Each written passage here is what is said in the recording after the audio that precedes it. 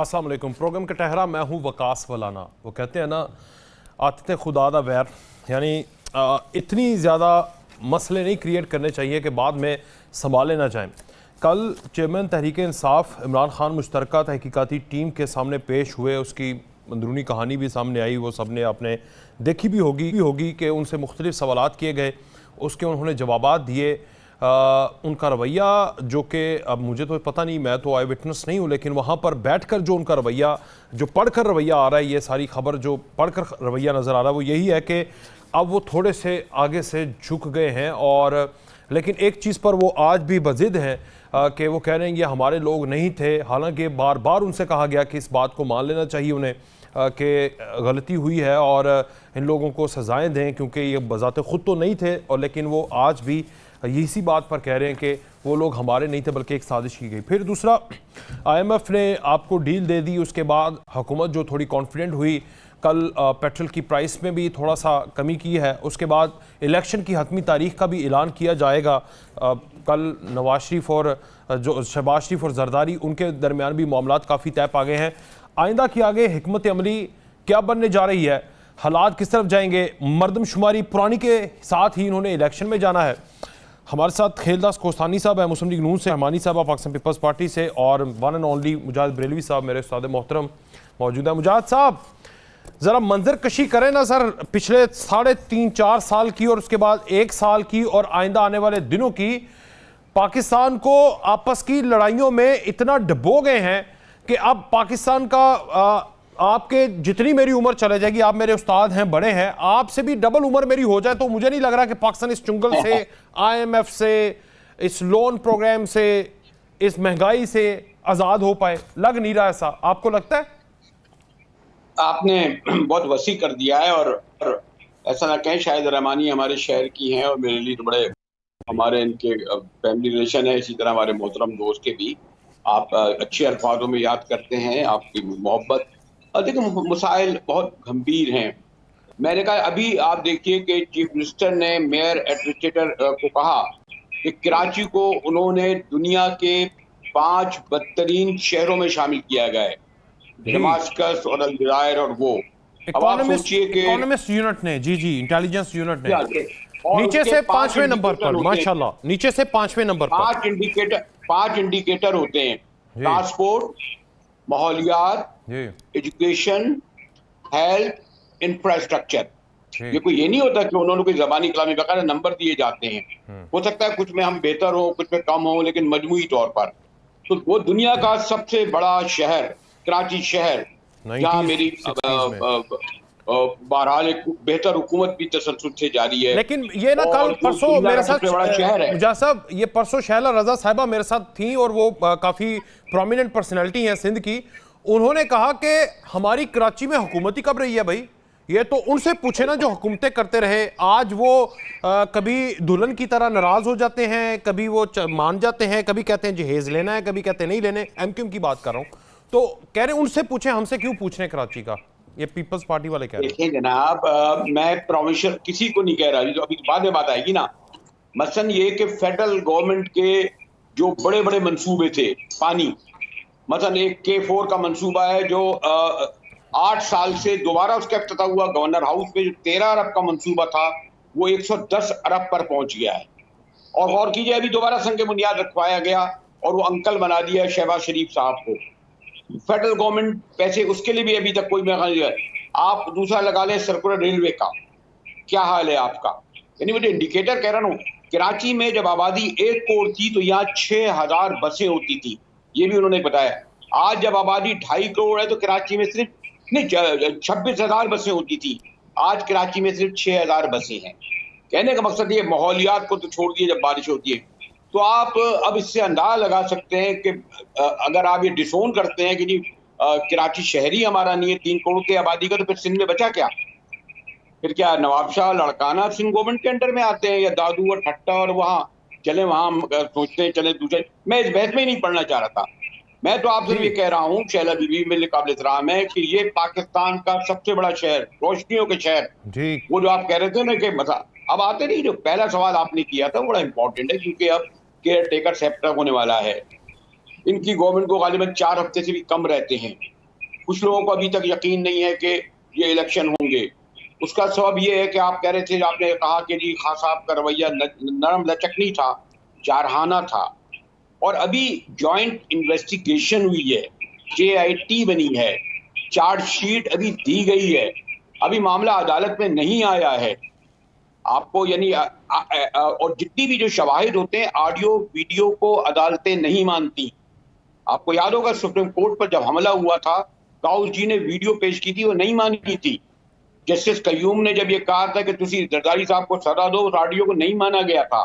वहां सुल्तानी गवाह पेश होते हैं।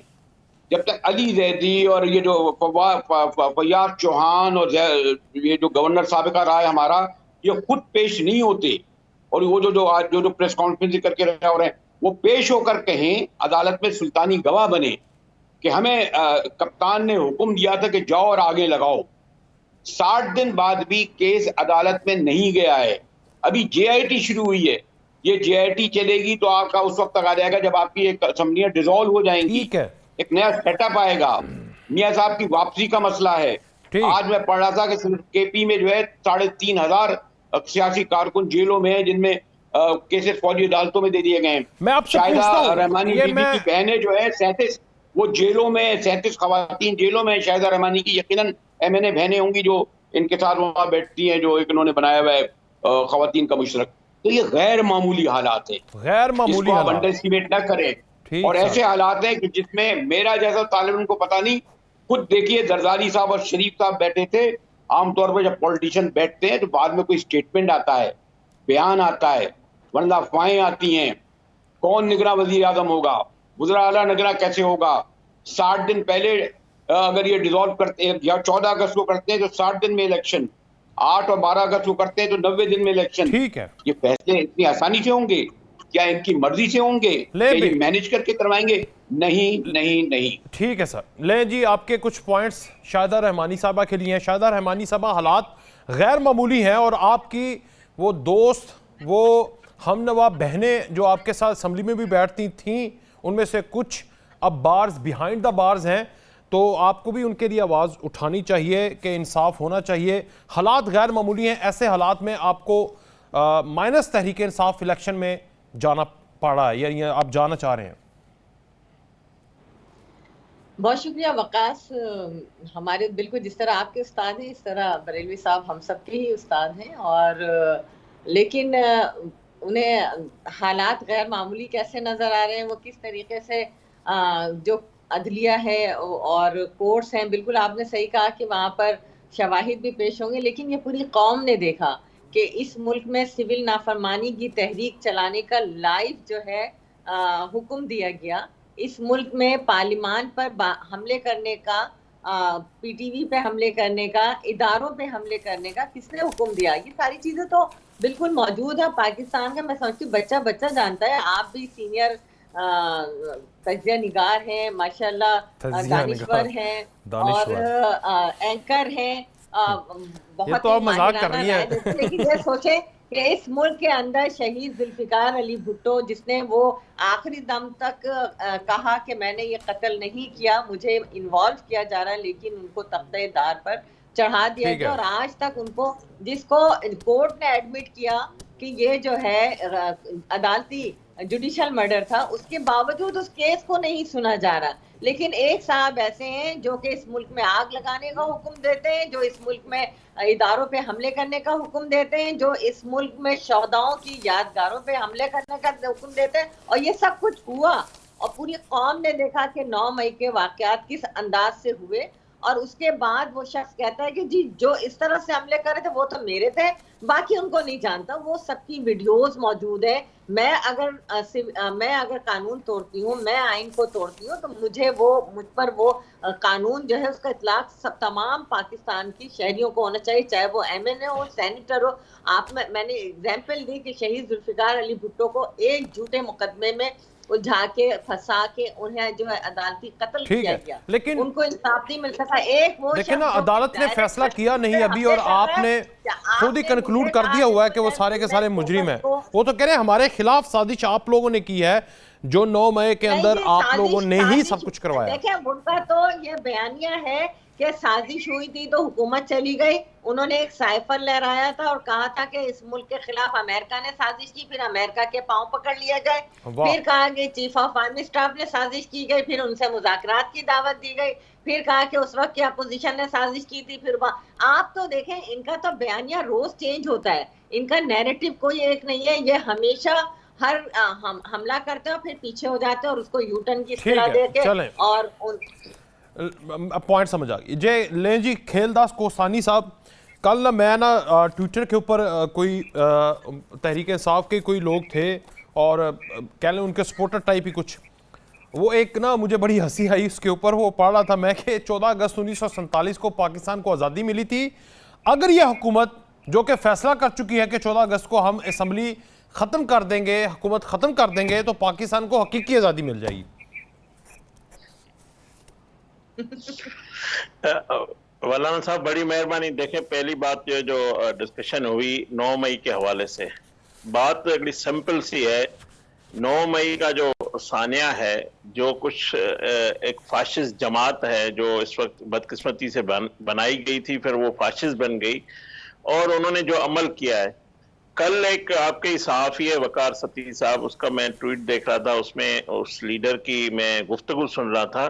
वो उसमें एतराफ़ जुर्म कर रहे हैं, वो उसमें इकरार कर रहे हैं, वो कह रहे हैं कि मैं एक बड़ा लीडर हूं, जो अपने आप को उसके ज़हन में पता नहीं किसने बिठा दिया है कि मैं पता नहीं क्या हूं, मुझे गिरफ्तार किया गया है तो फिर लोग GSTO एहतजाज करने ना जाए या पाकिस्तान हाउस में लाहौर में ना जाए, कहां जाए? क्या ये आइन हक देता है? क्या दुनिया में ये इजाजत है कहीं कि आपको कोई आपके अरेस्ट हुए या कोई आपका कोई है मामला तो आप जाके वहां पे हमले करेंगे? आप जाके उन्होंने कल जवाब दिया ना, उन्होंने उसका जवाब बताया। ये JIT ने भी ये सवाल पूछा था, तो उन्होंने कहा अगर मुझे कोई कमांडर गिरफ्तार करेगा तो लोग फिर उस तरफ ही जाएंगे। नहीं, ये कोई जवाब नहीं है उसके कहने पे। मुझे ये बताएं, नवाज शरीफ साहब जब अपनी गिरफ्तारी देने मरियम के साथ आया था, उसको गिरफ्तार कौन लेकर गए थे? वो जहाज से जब उतरे, जहाज से उसको उतारा गया है, वो पाकिस्तान गिरफ्तारी देने आया, किसने गिरफ्तार किया? उस वक्त कौन खड़ा था? क्या नवाज शरीफ साहब ने अपने कारकुनों को उस वक्त कॉल दी कि आप जाके इस जगह पे जाके एहतजाज करें, जाके हमला करें? क्या बेनजीर भुट्टो शहीद हो गई सड़कों, रावलपिंडी की सड़क पे उसको मारा, कत्ल किया गया, शहीद किया गया? क्या आसिफ अली जरदारी साहब ने पाकिस्तान खपे का नारा नहीं लगाया था उस वक्त? अगर जरदारी साहब कहते, या नवाज शरीफ साहब ने 180 किस जुर्म में उन्होंने ईंट से ईंट बजाने की बात भी की थी। क्या एक गमला तोड़ा? क्या मुस्लिम लीग नान कारकुनों ने यह अमल किया? यह हरगिज मतलब नहीं है। भुट्टो साहब को फांसी दी गई, शहीद किया गया, मोहतरमा को शहीद किया गया, नवाज शरीफ साहब को पहले जलावतन किया गया, उसको सजाएं दी गई उस वक्त, फिर 2017 में सब कुछ किया गया। मैं हमारी लीडरशिप ने कभी ऐसे नहीं कहा। ठीक है, ये अमल, ये आप जवाब ना दे कि मुझे गिरफ्तार किया गया है। नवाज शरीफ को, मरियम नवाज को जेल के अंदर इमरान खान ने नेक के हाथों गिरफ्तार कराया, उसकी बेटी उसके जेल से उसके सामने अरेस्ट करवाई, तब भी उन्होंने ये नहीं कहा। तो ये हरगिज मतलब नहीं है। उनके बकौल तो नवाज शरीफ बहुत बड़े चोर थे, करप्ट थे, उन्होंने कौन सा कोई डायरेक्ट करप्शन की है जो आप, और वो अदालत में बैठे हुए थे। खैर ये बातें तो पुरानी हो गई हैं। बहरहाल मुझे ये बता दें कि अब आपने ये फैसला कर लिया है कि इनको कैफे किरदार तक पहुंचा देना है, और ये कोई नहीं होगा इलेक्शन के अंदर, कोई नहीं होगा इनकी साइड से, बस मिर्जा कल्ला यार होगा। मैं जो आपने बात की, नवाज शरीफ के अकामा पे निकाला गया है, नवाज शरीफ के केस में कोई करप्शन का 1 रुपया भी नहीं साबित हुआ, ना अदालत ने कहा है। मान लिया। ये चोर कह के जो इसने मुल्क की तबाही की है, जो बयानिया बनाया गया, वो सारा सब लोगों ने भुगत लिया है। उस बयाने में जो नवाज शरीफ साहब को चोर कहकर निकालने की जो साजिश की गई, उसका कमलाया आज भी हम भुगत रहे हैं, ये कौन भुगत रही है? इमरान खान की शक्ल में तो बात यह है कि अब नवाज शरीफ की जरूरत है इस मुल्क को, इमरान खान की जरूरत नहीं है इस मुल्क को, SPTI की सर जरूरत नहीं है इस मुल्क को। मुझे तो लग रहा है कि बिलावल की भी जरूरत है मुल्क को, वजीर आजम वो बनेंगे। देखें, बिलावल भुट्टो पार्टी के चेयरमैन है, पार्टी को अगर अवाम PMLN को वोट देती है या पीपल्स पार्टी को देती है या किसी और जमात, वो पार्टी का कोई भी वजीर आजम बन सकता है। हमारी पार्टी के कायद नवाज शरीफ साहब है, वो फैसला करेंगे, वो हमारे पार्टी के रूए रवा है।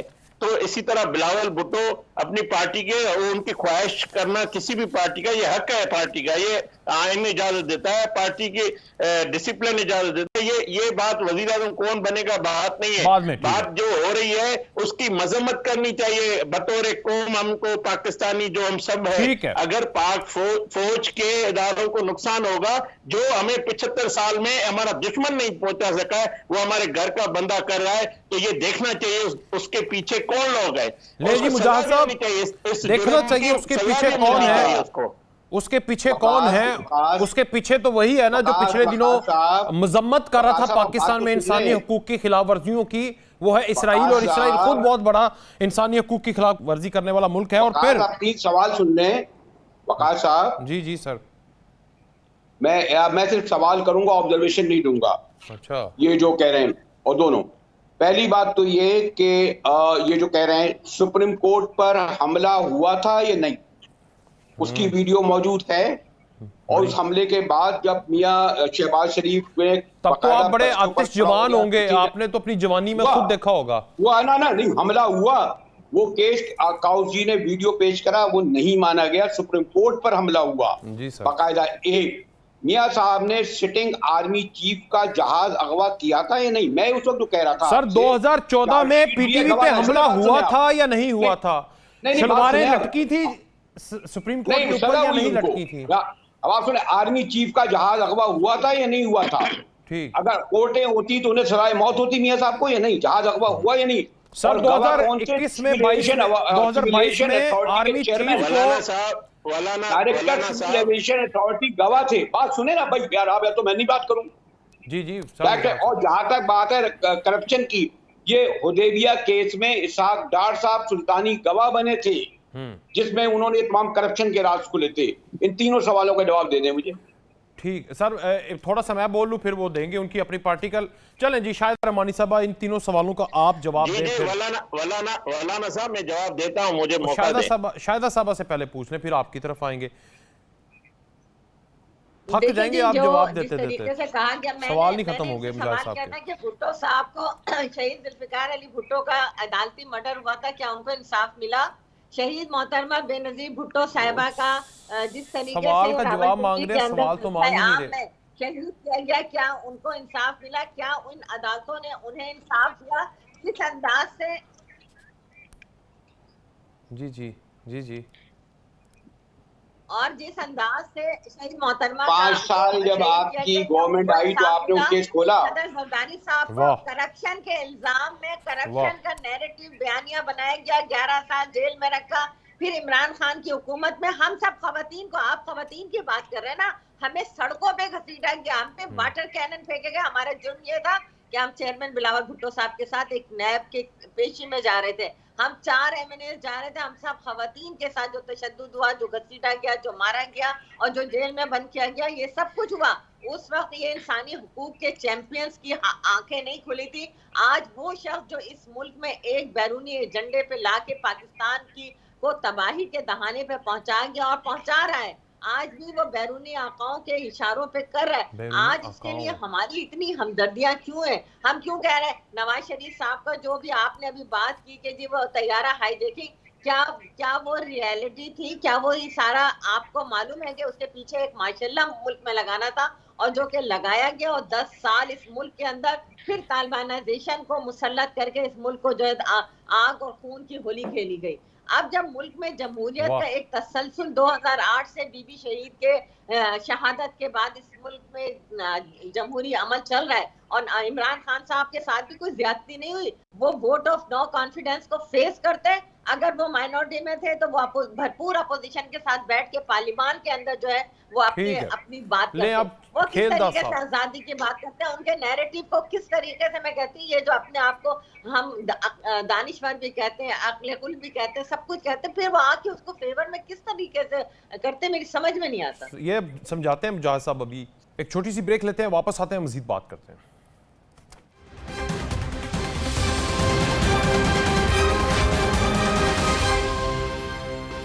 एक बार फिर से खुशामदीद नाज़रीन।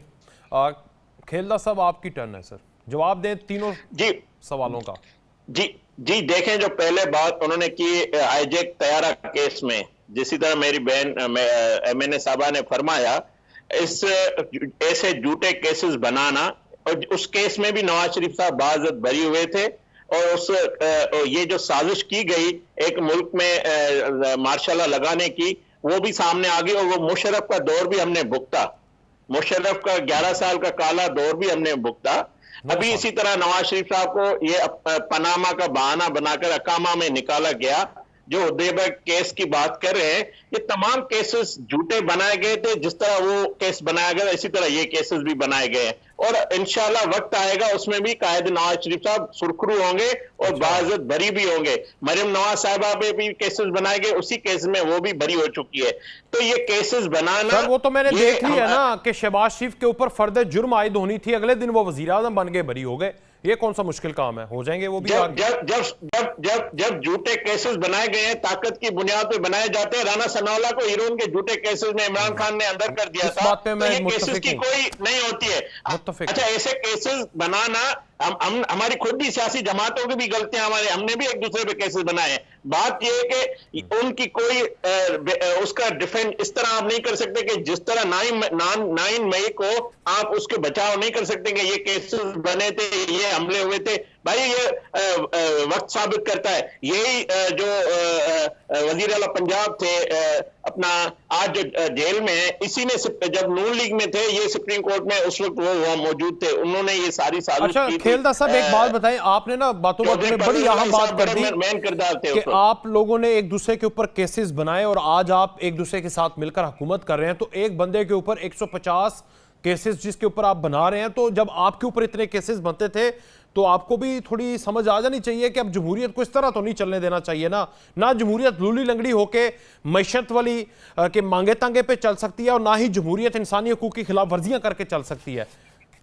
खेलदा साहब देखिए, केस हमने कोई केस नहीं बनाया, हमारे पे केसेस हुए हैं तो हमने भी अदालतों से रिजू किया, हमने अदालतों से हम सुरखरू होकर आए। पीपल्स पार्टी बने, उन्होंने भी अदालतों में फेस किया, इसी तरह बाकियों को भी अदालतों में फेस करना पड़ेगा। अगर झूठे होंगे तो खुद ही तोशाखाना का हो, मनी लॉन्ड्रिंग का हो, या जो इलेक्शन कमीशन का केस हो, सारे केसेस जो है अगर उसमें कोई बुनियाद नहीं होगी तो अदालतें उनको रिलीफ देगी।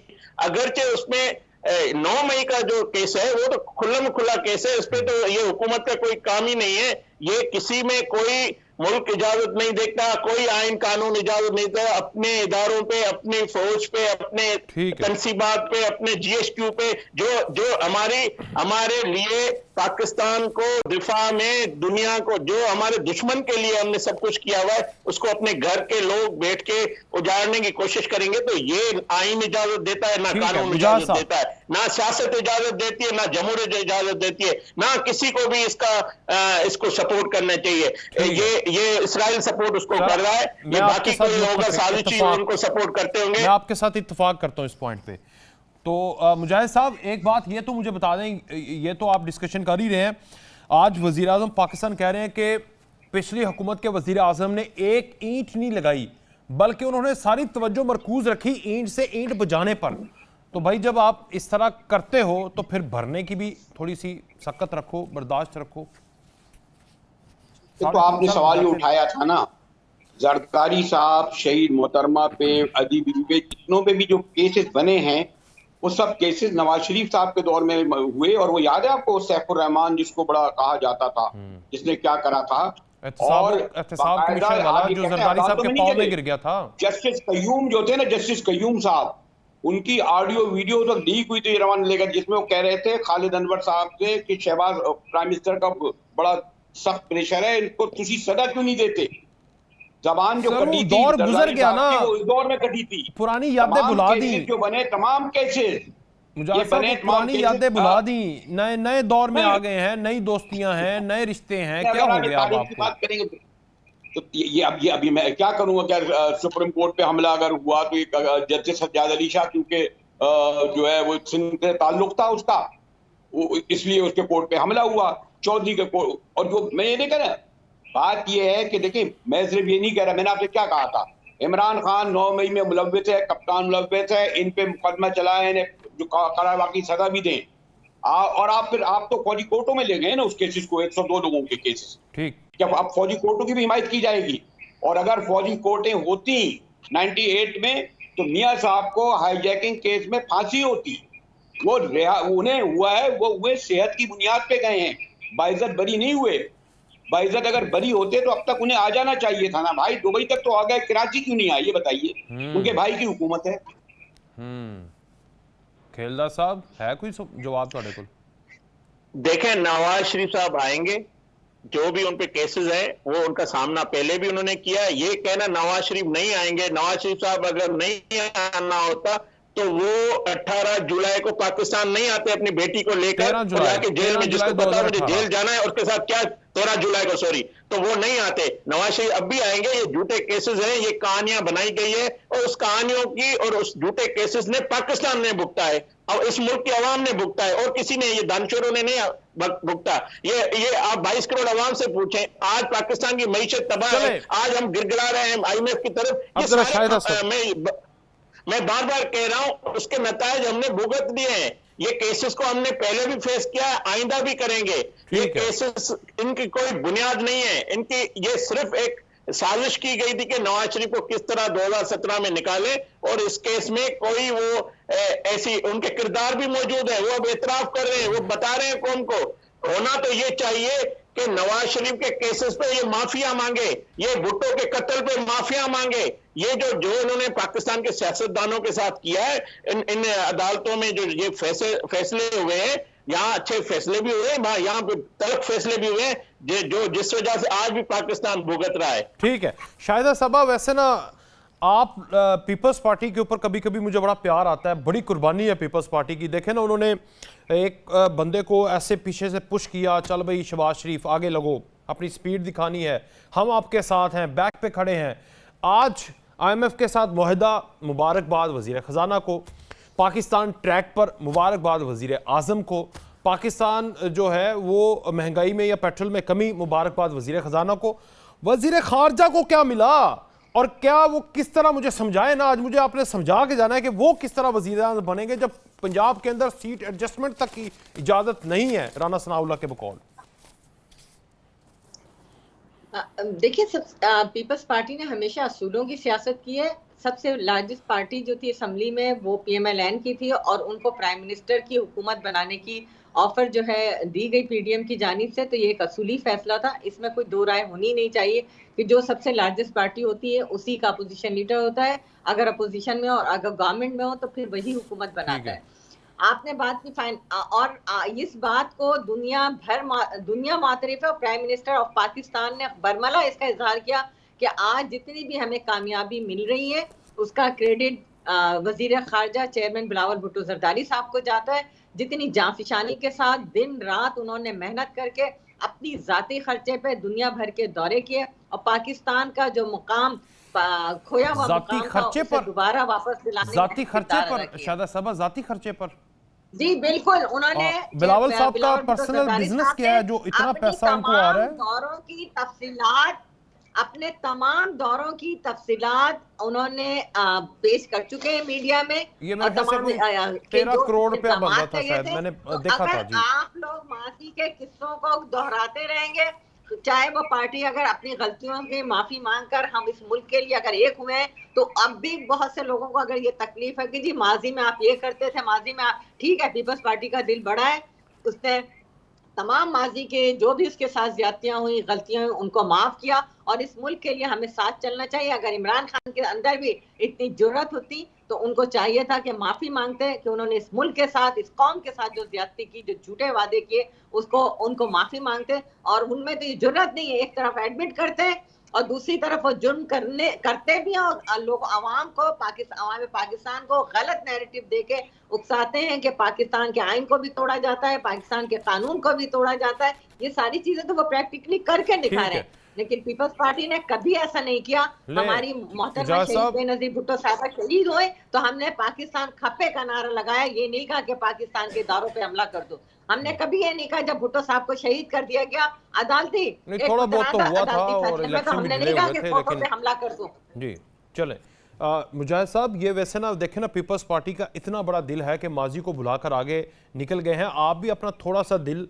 बड़ा करें और माजी को भूलें। अच्छा, एक तो वकार एक से कई बार शहीद भुट्टो साहब का जिक्र हुआ, उनके अदालती कत्ल का।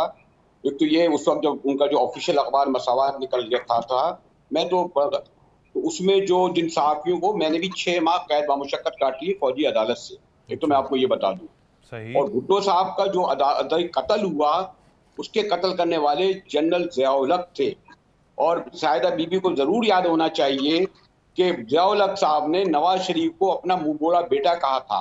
अच्छा। और अगस्त 1988 में जब यहाँ पर मियाँ साहब को यहाँ जो दफनाया गया, हर साल 89, 90 में उसके मुंह बोले बेटे का क्या करेंगे? खबर पर खड़े होकर सारे फासिल पर खड़े होकर कहते थे कि मैं ज़ियाउल हक का मिशन पूरा करूंगा। बात सुने ना, बात सुने बात तो सुने आप, बात सुने। मैं आपसे बात क्या कह रहा हूँ, मियाँ नवाज शरीफ साहब ने, मियाँ नवाज शरीफ कहते थे कि मैं ज़ियाउल हक का मिशन पूरा करूंगा। 89, 90 में क्या था ज़ियाउल हक का मिशन? थोड़े फांसियां। मेरी गलती थी ज़ियाउल हक कह रहा हूँ। मुजाहिद साहब, आप क्यों लड़ाना चाह रहे हैं इनको? आपको कहते थे मेरे उम्र लग जाए, वो कहते थे मैं मिशन पूरा करूंगा ज़ियाउल हक का। मियाँ नवाज शरीफ साहब है ये नहीं हकीकत। आपको 2 पार्टियां बैठकर एक प्लेट में खाती हुई अच्छी नहीं लग रही? इस वक्त आपको क्या फायदा, इस मुल्क को क्या फायदा जब वो अपनी गलती का एतराफ कर चुके हैं कि वो मेरी पॉलिटिकल गलती थी और उससे वो तौबा कर चुके हैं, तो फिर अब उस जिक्र के करने से आप ये नवाज शरीफ ने कब तौबा की? फायदा है? सिर्फ इतना बता दें, इससे फायदा क्या है? ये नवाज शरीफ ने कब तौबा की मेरी वो पॉलिटिकल गलती थी?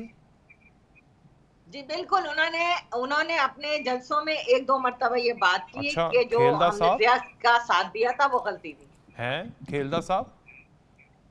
देखें वलाना साहब, बात ये, जब चार्टर ऑफ डेमोक्रेसी मोहतरमा शहीद बेनजीर भुट्टो और नवाज शरीफ साहब ने साइन किया, तो जो माजी की तमाम गलतियां थी, वो तलखियां थी, वो सब खत्म कर दी थी।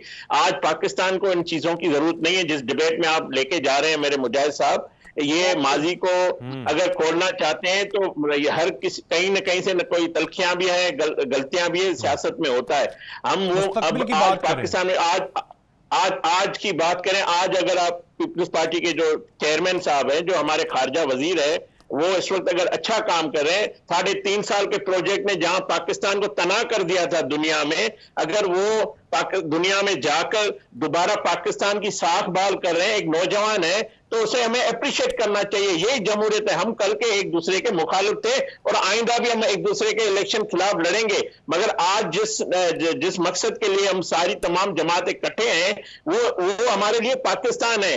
आज भी वजीर आजम साहब रोजाना कहीं उनकी पूरा जो है कि जो लैपटॉप बच्चों को दिए जाए, जो बिजली के मंसूबे उनको कंप्लीट किया जाए। हमारा एक मिनट इस वक्त कीमती है। हमने IMF को, उसमें भी वजीर खारजा की भी उनसे मेहनत शामिल है। हम तमाम स्टेक होल्डर ने मिलकर इस सारे बहरान से पाकिस्तान को निकाला है और हमारे पास जितना वक्त है हम पूरी कोशिश उस पर कर रहे हैं। अब ये मीडिया में एक कयास आराइयां पैदा करना कि ये वजीर आजम बनेगा, ये सदर बनेगा, ये हुकूमत होगी, ये नहीं होगी, इलेक्शन होगा नहीं होगा, मैं समझता हूं इस वक्त हमारे पास इन चीजों के लिए अभी भी हमारी डिस्कशन ये नहीं है। हमारा डिस्कशन ये है कि हम पाकिस्तान में जो एक मिनट हमारे पास है, हमारे पास जितनी मुद्दत है 12 अगस्त तक, 13 अगस्त की रात को हम तमाम पार्टियां अलग हो जाएंगे इस हुकूमत से, तो हमारा जो आईनी रोल है हम ये कोशिश कर रहे हैं इस मुल्क की मईशत के लिए, इस मुल्क के अवाम के लिए। कल भी हमारे वजीर खजाना ने रिलीफ दिया है पेट्रोल में, तो हमारी पूरी कोशिश, हमारी लीडरशिप की पूरी मुशावरत इन चीजों पे है। आप अगर बाहर जाके कोई भी कहानियां बनाना चाहे बनाते रहे, हम सब मिलके इस मुल्क को आगे लेके जाएंगे, जो हमारा नुकसान हुआ है उसको रिकवर कराएंगे। मुजाहिद साहब ये देखे ना, जिस तरह खेलदास साहब ने एक लंबी दास्तान सुनाई है कि माजी को छोड़कर हाल में देखें और हम हमारे काम देखें, हम कैसे काम कर रहे हैं। आप और मैं अगर सवाल ज़्यादा उठाएंगे तो ये तो गलती है ना। ये माजी के सवाल नहीं, हाल की बात करें। इन्होंने 1.5 सालों में क्या कुछ करके दिखाया आपको?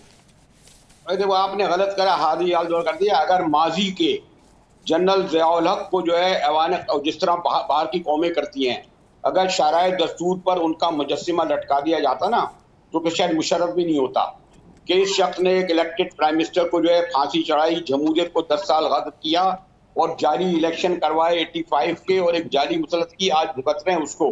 अगर वो हो जाता ना तो शायद आज ये नौबत ना आती मुशर्रफ वाली हो, फिर इनको ना मीसाक करना पड़ता ना एरारो करना पड़ता। माजी का जिक्र इसलिए होता है कि हमने उससे नहीं सीखा।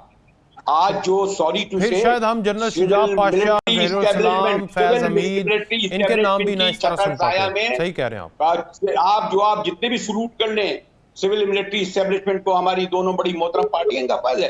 लेकिन मैं तो एक जर्नलिस्ट हूँ, ये तो पार्टियां अपना मौक़िफ़ दुरुस्त बयान कर रही हैं, आप इन्हें क्यों रोक रहे हैं इनसे? मैं तो एक सहाफ़ी के ऐसे से अपनी ऑब्जर्वेशन दे रहा हूँ ना। ठीक, मैं अगर ये दोनों एक हो गई है तो मैं मैं तीसरा इनके साथ शामिल हो जाऊं? हाय नहीं, मैं होने नहीं दूंगा आपको। मैं अपनी बरादरी से नहीं जाने दूंगा आपको। मैं आपको वेस्ट नहीं होने दूंगा। चलेगा, मजाक कर रहा हूँ। तो अच्छा शाहिदा साहिबा, ये देखे ना, एक तो पॉइंट ये है कि अगर कोई सवाल उठा रहा है, वो हमारे उस्ताद मोहतरम है, तो उनके सवाल को तो आपका तो दिल बड़ा फ्राख होना चाहिए और है पीपल्स पार्टी का, तो उसका जवाब दें। और दूसरा मुझे बताएं कि इस बात पर इत्तफाक हो चुका है 100% कि 13 अगस्त की रात है जी, फिर उसके बाद इलेक्शन होंगे, मतलब हम इंटरिम सेटअप में चले जाएंगे, डन है ये? देखिए जी, सबसे जमहूरियत का हुस्न यही है कि हर एक को आज़ादी इज़हार राय का हक होता है, और यही वजह है कि मुजाहिद बरेलवी साहब हमारे सीनियर एंकर्स भी हैं, सीनियर जर्नलिस्ट हैं, वो उन्होंने बड़े खूबसूरत अंदाज से अपनी राय पेश कर रहे हैं। उन पर कोई कतगन नहीं है, कोई उन्हें गिरफ्तार नहीं करके जेलों में बंद कर रहा है, दिल खोल के बोले। और अगर वो हम पे क्रिटिसाइज करेंगे तो इसीलिए करेंगे कि हम अपनी परफॉर्मेंस को बेहतर कर सकें। बात ये है कि बिल्कुल ये तमाम पॉलिटिकल, ये सहूलत सिर्फ मुजाहिद साहब को ही है, मुझे नहीं है। नहीं, तमाम मैंने कहा ये आप सब जो बात कर रहे हैं ना चैनल्स पर बैठ, नहीं कुछ लोग डरे डरे से हैं, सहमे से हैं, तो मैं ये पूछ रहा हूँ ना कि ये आपने जो अल्फाज कहे हैं सिर्फ मुजाहिद साहब के लिए या सब के लिए? नहीं, सबके लिए। गिरफ्तार नहीं करेंगे आप, बोले कराची वाली है ना, इसलिए कह रही है मेरे लिए।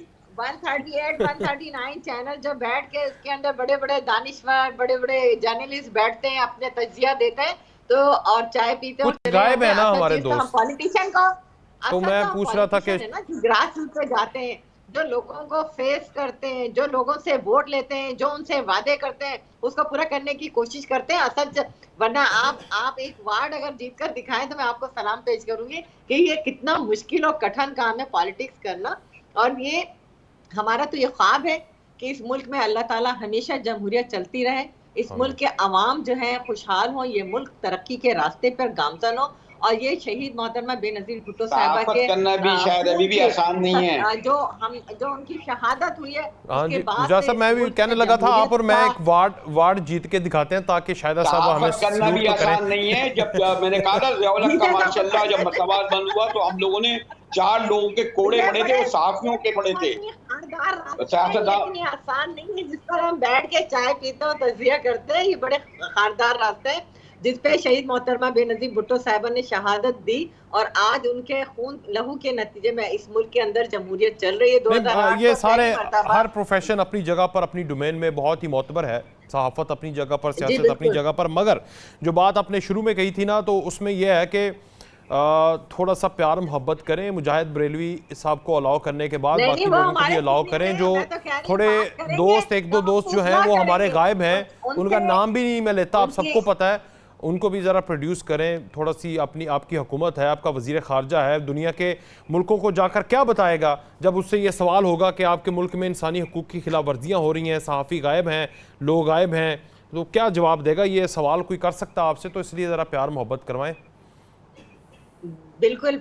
यहाँ पर मैंने आपसे कहा जमहूरियत है तो कोई सहाफ़ी, अगर मैं गलती करूंगी, अगर मैं पाकिस्तान के आइन को तोड़ने की मुर्तकिब होंगी, खुदा न खास्ता अगर मैं इस मुल्क के कानून को तोड़ूंगी, तो फिर मैं जो हूँ उसकी सजा भी भुगतने को तैयार हूँगी। लेकिन अगर मैंने इस मुल्क के आइन की वफादारी का हल्फ उठाया, इस मुल्क के कानून से वफादारी का हल्फ उठाया, तो मैं कभी भी ऐसा नहीं करूंगी कि ये जो कलम है ना, ये एक कलम लाइन और और भी ये सुन जो लीजिए जुबान जी वकास साहब, एक और लाइन भी सुन लीजिए मेरी बहन के। जब ज़िया-उल-हक का दौर था तो एक हमारी होती थी बेगम नादरा खाकवानी, बड़ी अच्छा। बहादुर खातिन थी, उनकी शौहर है खाकवानी। बिल्कुल बीलम हसनैन, उनका बड़ा नारा था, उनकी रोटी बेटी कपड़ा मकान। वो बीलम कहती हसनैन थी है। रोटी कपड़ा नहीं चाहिए, जनरल ज़िया का सर चाहिए। ओए बड़ा बहादुर खातून थी, जेल में रही। देखें, वो उनकी बेटी जो है इस 3 मरतबा MNA रह चुकी है, मेरी फ्रेंड हैं, और बीलम हसनैन साहिबा। और बिल्कुल हमारा उस वक्त जो ज़िया-उल-हक का जो ज़िया-उल-हक ने इस मुल्क का हाल किया था, जो इस मुल्क को मैं आपको पता है जमहूरियत पे जो कदगनें लगाई, आपने भी कैदोबंद की सौतें काटी, हमारे सैकड़ों हजारों कारकुनों ने कोड़े खाए, जेलों में गए, सैकड़ों कारकुनों ने अपनी जानें दी। तो उसके नतीजे में आज इस मुल्क में जमहूरियत चल रही है। तो हमें चाहिए कि हम मिलकर एक दूसरे का हाथ थामें और इस मुल्क को तरक्की के रास्ते पे काम करें। चले। ये खेलदा साहब, ये देखें ज़रा, IMF ने हुकूमत से रियल स्टेट और ज़राई शोबों पर मज़ीद टैक्सेस आयद करने का प्लान मांग लिया है। मुझे लग रहा है हुकूमत के साथ साथ आम बंदे की भी जान लेकर ही छोड़ेगा IMF। तो आप इस बात को भी मानना पड़ेगा अब आपको। जी, मैं उस पर भी आता हूँ। देखें, बरेलवी साहब हमारे भी उस्ताद हैं, हमें रहनुमाई मिलती है उनके, हमें सियासी कारकुन है, बहुत अच्छे, उनकी जदोजहद भी है इस जमहूरियत के लिए भी। मैं बरेलवी साहब को ये भी याद दिलाता हूँ कि मुशर्रफ पे आर्टिकल 6 नवाज शरीफ साहब ने लगाया था, हमारी हुकूमत थी, और हमें ये जुर्रत है कि आइन तोड़ने वाले को बल्कि आइन सिर्फ और उसको मुशर्रफ सजा ने नहीं नहीं दी थी, तोड़ा, बल्कि दुबई भेज दिया था। अल्लाह उन्हें जन्नत नसीब करे, रहमत करे। ठीक है। आइन जिन आमरों ने तोड़ा, अभी आइन जो अप्रैल 2022 में जो सदर ममलकत आज भी बैठे हुए हैं, ये कासिम सूरी डिप्टी स्पीकर और वजीर आज़म उस वक्त, इन लोगों ने भी आइन तोड़ा था। गैर आइनी सुप्रीम कोर्ट का फैसला मौजूद है, उनके लिए भी कोई बरेलवी साहब को मैं कहता हूँ कोई सजा तजवीज़ कर दें जो आइन तोड़ने की कोशिश करते हैं, जो अवाम के मैंडेट पे डाका डालने की सिविलियन ने कोशिश की। ये जो 14 मई को पंजाब में इलेक्शन नहीं हुए, आइन टूटा नहीं है? हैं जी खेलदा साहब? हेलो जी खेलदा साहब, मैं पूछ रहा हूँ 14 मई को जो पंजाब में इलेक्शन नहीं हुए, उससे आइन टूटा नहीं है। 2 पॉइंट्स आपने रखे थे। आपने कहा कि पैसे नहीं है, मरदमशुमारी नहीं हो रही। मरदमशुमारी होगी, नई हल्का बंदियों के साथ इलेक्शन में जाएंगे। अब क्या है कि जी पुरानी मरदमशुमारी के साथ ही इलेक्शन में जाना है, तो फिर 14 मई को करवा देते पुरानी मरदमशुमारी के साथ पंजाब में, जो कि मैंडेट था, जो कि इलेक्शन, जो आपको इलेक्शन एक्ट और आपका आइन भी कह रहा था, तो आपने तोड़ दिया। देखिए, अभी मरदमशुमारी जो नहीं हुई है वो नोटिफाई नहीं हुई है। वो काउंसिल ऑफ कॉमन्स में वहाँ पे अगर नोटिफाई होती है तो उसके लिए वक्त चाहिए, वो अभी आगे का मरला है। जो इलेक्शन नहीं हुई वो उसमें भी सुप्रीम कोर्ट का जो केस था पंजाब और KPK में। देखिए, टेक्निकली तौर पे अगर पंजाब और KPK में इलेक्शन होते, सिंध पंजाब में नहीं होता, तो ये मुल्क के लिए और एक नया चैलेंज खड़ा हो जाता। और फिर वफाक में कैसे होता इलेक्शन? हमारा मौक़िफ़ ये था एक साथ होने चाहिए और एक साथ ही इंशाल्लाह होंगे। अब वो हम इलेक्शन कमीशन का काम है इलेक्शन कराना, सदर आरिफ अलवी का काम नहीं है इलेक्शन करवाना। अब तारीख भी इलेक्शन कमीशन देगी, ये उनका आईनी हक है, वो जाने इलेक्शन कमीशन जाने और इलेक्शन जाने, हम अपना आईनी मुद्दा पूरा करेंगे। हम IMF के साथ जो कमिटमेंट है, हम एक शिक पे कमिटमेंट जो भी है पूरी करेंगे। हम चाहते हैं कि IMF जो पिछली हुकूमत ने IMF से मिस कमिटमेंट की, जिसके लिए हमें 14 महीने की तकलीफ उठानी पड़ी, मुल्क को सफर करना पड़ा, मुल्क की मईशत को सफर करना पड़ा। आइंदा ऐसी कोई गलतियां नहीं है, आइंदा नहीं गलती होंगी। मुजाहिद साहब, आपने कुछ कहना है? बस ये हमारी इत्तेहादी हुकूमत, ये रियासत पाकिस्तान ने उसके साथ मुआहदा किया, उसको हम कंप्लीट करेंगे इंशाल्लाह। बिल्कुल करा। IMF का मामला साहब, आपको थोड़ी सी जेलसी हो रही है ना? आपको थोड़ी जेलसी हो रही है ना? इतने अच्छे जवाब मिले आपको। नहीं, बड़े मोहतरम मेरे लिए। देखिए, सियासी बात मैंने कहा ना, मैं क्योंकि ये लोग जो कर रहे हैं, ये अपनी पार्टी का मौक़िफ़ बयान कर रहे हैं, मुझे अच्छा लग रहा है, ये डिसिप्लिन में है। मैं इत्तेफाक से, चाहे इन्हें शायद अभी को पता है कि मैं अभी शहीद मोहतरमा से भी मेरा ताल्लुक रहा है। अभी गोवा जब शंघाई कॉन्फ्रेंस हुई थी तो मैं बिलावल साहब ने सिर्फ जो पाकिस्तानी इंटरव्यू को दिया था, मुझे दिया था इंटरव्यू। अभी जब ये पता है मुझे, देखा मैंने बड़े प्यार से, और ये मैं उनके साथ जी, तो मैं ये बात बता रहा हूँ, जब यहाँ जब आप मुझे बिठा लेंगे तो मैं वो सवाल करूंगा ना, एक सहाफी कहता है, मेरे को इनसे सॉरी टू से, ठीक है सर, आप अपनी सहाफत करते रहें, ये सियासत करते रहें, अल्लाह करे पाकिस्तान थोड़ा सा बेहतर हो, चले आगे।